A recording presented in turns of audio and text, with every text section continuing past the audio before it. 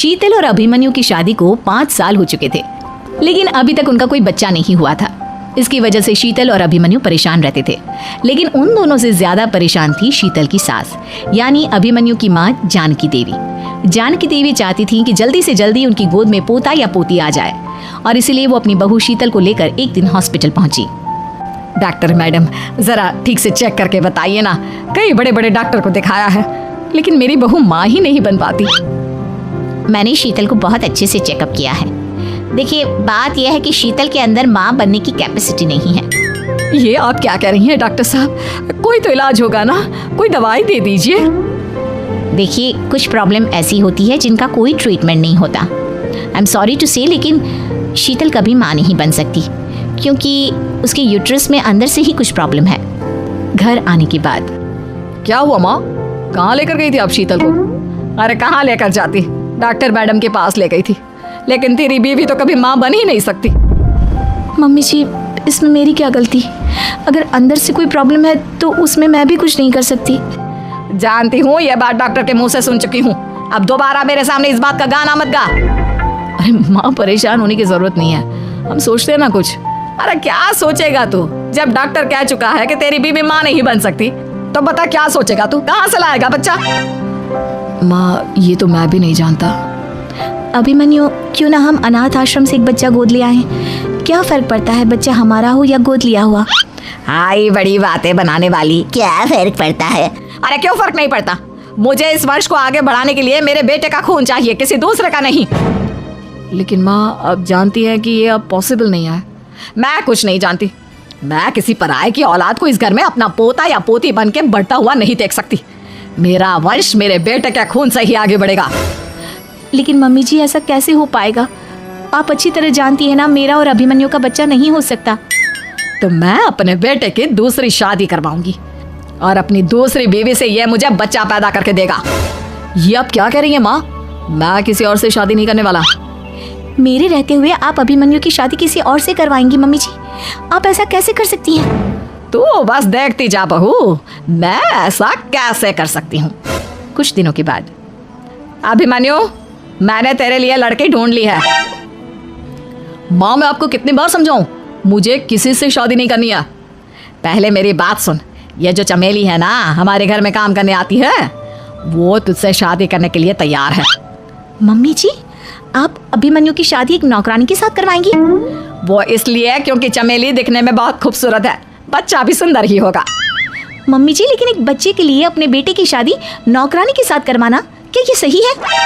अगर अभिमन्यु ने शादी नहीं की ना, तो मैं अपनी जान दे दूंगी। अब देख लो, अगर तुम्हें अपनी माँ की जान प्यारी है तो तुम्हें इस नौकरानी के साथ शादी करनी ही होगी। इस तरह जानकी देवी अपने बेटे अभिमन्यु की शादी नौकरानी चमेली के साथ करवा देती है। कुछ दिनों के बाद, नौकरानी से मालकिन बनके तो मजा आ गया, अब तो मैं इस घर की मालकिन हूँ। देखो, अपने आप को ज्यादा मालकिन समझने की कोशिश मत करो। एक बार तुम्हारा और अभिमन्यु का बच्चा इस दुनिया में आ जाए, उसके बाद तुम इस घर से हमेशा के लिए चली जाना। अरे जाओ जाओ, किसी और के आगे बातें बनाना, एक बच्चा तो पैदा नहीं कर सकी। बढ़िया आई, जाओ जाकर मेरे लिए कॉफी बना कर लाओ। नौकरानी मैं हूँ या तुम? मम्मी जी, देखिए ना शीतल मुझसे किस तरह से बात कर रही है। शीतल, तुम्हें पता है ना चमेली प्रेग्नेंट है, मेरे बेटे के बच्चे की माँ बनने वाली है। वो जैसा कहती है वैसा करो। लेकिन मम्मी जी, वो मुझे नौकरों की तरह ट्रीट कर रही है। अरे तो करेगी ना, वैसे भी बहू तुम हो किस काम की, एक बच्चा तो पैदा नहीं कर सकती। जाओ अब घर के सारे काम करो और चमेली को आराम करने दो। थैंक यू मम्मी जी, भगवान आपका भला करे। आप नहीं होती तो मैं नौकरानी से महारानी कैसे बनती। देखो, तुम्हें जो चाहिए सब मिलेगा, खूब खाओ पियो, मजे की जिंदगी जियो, लेकिन बस मुझे एक बच्चा पैदा करके दे दो। कुछ दिनों के बाद, मम्मी, बच्चे के लिए आपने मेरी शादी चमेली के साथ करवा तो दी, लेकिन दिन और रात का चैन मिट गया है। सारा दिन शीतल और चमेली की बहस चलती रहती है।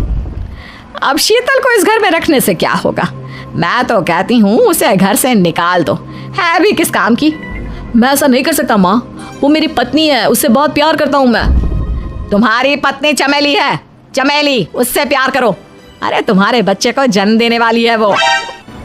अभिमन्यु, मैं खुद ही इस घर से चली जाती हूँ। वैसे भी अपने ही घर में नौकरों की तरह रहकर परेशान हो चुकी हूँ। घर की नौकरानी मेरे ऊपर हुक्म चलाती है, वो तुम्हारी पत्नी बन चुकी है। अब मेरा इस घर में क्या काम?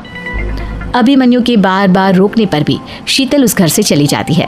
कुछ दिनों के बाद चमेली एक बच्चे को जन्म देती है। भगवान ने मेरी सुन ली, मेरे बेटे का घर भर गया, उसका अपना बच्चा इस दुनिया में आ गया। मम्मी जी, बच्चे को हाथ लगाने से पहले मेरी एक शर्त तो सुन लो।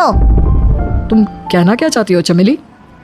आपकी मम्मी को बहुत शौक था ना अपने पोते को खिलाने का। अब देखो, इस दुनिया में हर चीज की कोई ना कोई कीमत तो होती है।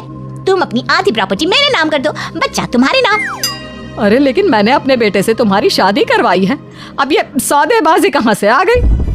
जो औरत अपनी बहू को घर से निकाल कर एक नौकरानी के साथ अपने बेटे की शादी करवा दे, वो तो सौदेबाजी कर ही सकती है ना। उसका कैसे भरोसा कर सकते हैं? मुझे बस आप लोगों की प्रॉपर्टी चाहिए, उसके बाद ही बच्चे को आप हाथ लगा सकते हैं। मैंने कहा था ना मम्मी, आप गलत कर रही हैं। देखिए, उसका नतीजा आपके सामने है। जब शीतल को पता चलता है कि अभिमन्यु और चमेली का बच्चा दुनिया में आ गया है तो वो अपने घर पहुंचती है। अभिमन्यु, कहाँ है आपका बच्चा? क्या मैं उसे देख सकती हूँ? कुछ भी मत पूछो शीतल, माँ की हुई एक गलती हम लोगों पर भारी पड़ रही है। वो नौकरानी अपनी औकात पर आ गई है और अब हमसे अपनी आधी प्रॉपर्टी मांग रही है, वो भी बच्चे के बदले में। एक बात कहूँ अभिमन्यु, आप उससे कुछ भी देने से मना कर दो। अरे कैसी बात कर रही हो? मेरे बेटे की औलाद है उसके पास, ऐसे कैसे मना कर दे? मम्मी जी, वो अभिमन्यु का बच्चा नहीं है, वो चमेली और उसके बॉयफ्रेंड का बच्चा है। ये तुम क्या कह रही हो शीतल? ये देखिए वीडियो, चमेली और उसका बॉयफ्रेंड आपस में बातें कर रहे हैं कि उन दोनों ने मिलकर आपको बेवकूफ़ बनाया है और अब इस बच्चे के बदले आपसे प्रॉपर्टी भी हड़प लेंगे। हे भगवान, ये मुझसे क्या हो गया? ना तो बच्चा मिला और अपने बेटे की नौकरानी के साथ शादी करवा दी, सो अलग। अब क्या होगा? मुझे माफ़ कर दो शीतल, मेरी वजह से तुम्हें बहुत तकलीफ हुई है। अभिमन्यु, मैंने कहा ना, उस नौकरानी को उसके बच्चे सहित इस घर से बाहर निकाल दो। लगता है मेरे अभिमन्यु का बाप बनने का सपना अधूरा ही रह जाएगा। अभिमन्यु, अपनी मम्मी से कहो कि परेशान ना हो। आपको याद है एक बार हम एक IVF सेंटर गए थे, मैंने फिर से वहाँ जाकर बात की थी और आपको पता है इस बार मैं प्रेग्नेंट हूँ, क्योंकि हमने वहाँ पर प्रोसीजर करवाया था जिसकी वजह से मैं प्रेग्नेंट हो गई थी और इस बात का पता मुझे बस कुछ महीने पहले ही लगा है। हमारा बच्चा इस दुनिया में आने वाला है अभिमन्यु। मुझे माफ़ कर दो शीतल बहू, मुझसे बहुत बड़ी गलती हो गई।